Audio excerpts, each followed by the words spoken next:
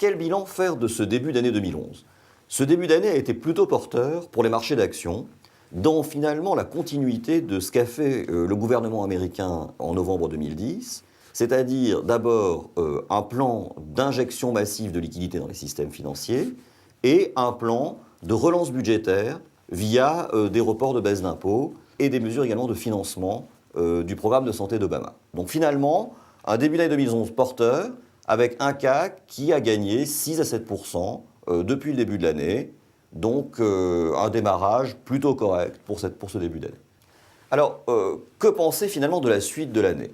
Nous avons le sentiment qu'on va rester dans cette dynamique un petit peu porteuse pour les actions et qu'on a plutôt de bonnes surprises à attendre, à la fois des résultats des entreprises et puis au niveau plus macroéconomique de la reprise de la croissance aux États-Unis, où on voit déjà baisser un peu le taux de chômage. Donc on va rester plutôt acheteur, sachant qu'il y a quand même deux menaces qui pèsent sur les marchés. La première, c'est des tensions inflationnistes sur les marchés émergents, à cause du coût des matières premières.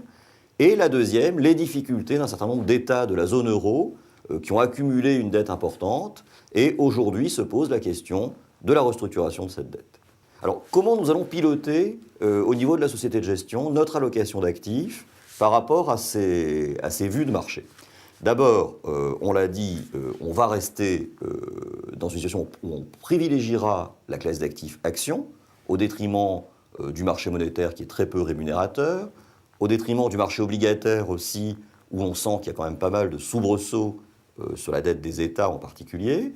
Et donc, notre idée, c'est, du point de vue géographique, par rapport à cette poche action, de privilégier la zone euro et, sur un petit repli, de revenir encore un peu plus sur les marchés émergents. Donc ça, c'est les deux grands paris géographiques. Du point de vue sectoriel, on a l'intention de continuer à sous-pondérer les valeurs bancaires, qui peuvent continuer à être affectées par les problèmes de dette des États en Europe. La téléphonie, dont le pouvoir de remonter ses prix est très faible et qui est face à des investissements futurs importants, et les services publics. Alors, à contrario, nous allons surpondérer les valeurs pétrolières, qui bénéficient de la forte demande sur le pétrole en ce moment. Nous allons surpondérer également les valeurs industrielles et nous allons surpondérer les valeurs de consommation non cycliques qui, elles, tiennent bien et qui, sans doute, vont continuer à bien tenir dans le courant du second semestre.